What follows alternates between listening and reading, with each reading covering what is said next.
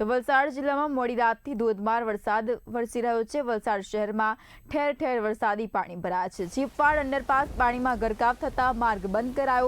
40 ગામોની શહેર સાથેનો સંપર્ક પ્રભાવિત થયો છે। મોગરાવાડી અંડરપાસ પણ પાણીમાં ડૂબ્યો તો ઈસ્ટ વેસ્ટને જોડતો માર્ગ વાહન વ્યવહાર માટે બંધ કરાયો છે।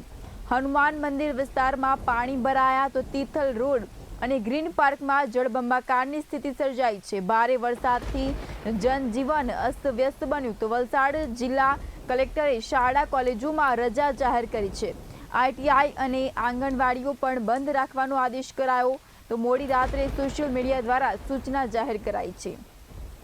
રેડ એલર્ટને પગલે વહીવટી તંત્રનો મોટો નિર્ણય। જિલ્લાભરમાં સાવચેતી અને સુરક્ષા વ્યવસ્થા વધારાઈ તો લોકોને બિનજરૂરી બહાર ન નીકળવા અપીલ કરાઈ છે।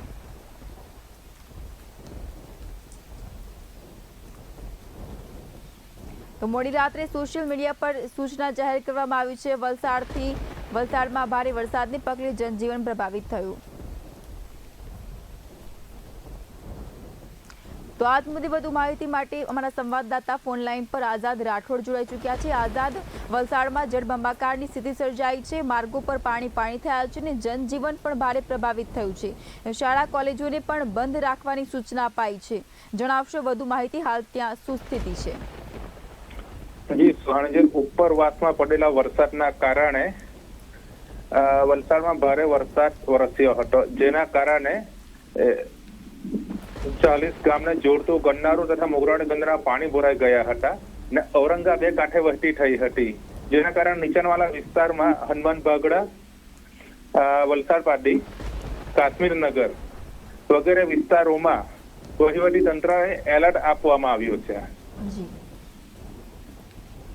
ને રજા પણ તાત્કાલિક રાત્રે મોડી રાત્રે કલેક્ટર દ્વારા પણ રજા જાહેર કરી દેવામાં આવી હતી।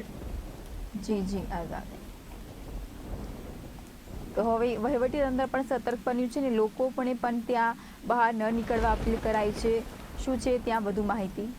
હા, વહીવટી તંત્ર દ્વારા લોકોને બહાર ન નીકળવાને ટાળવામાં આવ્યું, કારણ કે ઔરંગા નદીનો જે પુલ છે પાણીમાં ગરકાવ થયો છે, એટલે જેના કારણે કોઈ અસ્તવ્યસ્ત થઈ ગયું છે। તો વહીવટી તંત્ર પણ એલર્ટમાં છે અને જે કેટલાક લોકોને તો તારણતાર કરવામાં આવ્યા છે। જી આઝાદ, માહિતી સાથે જોડાવા બદલ આપનો આભાર।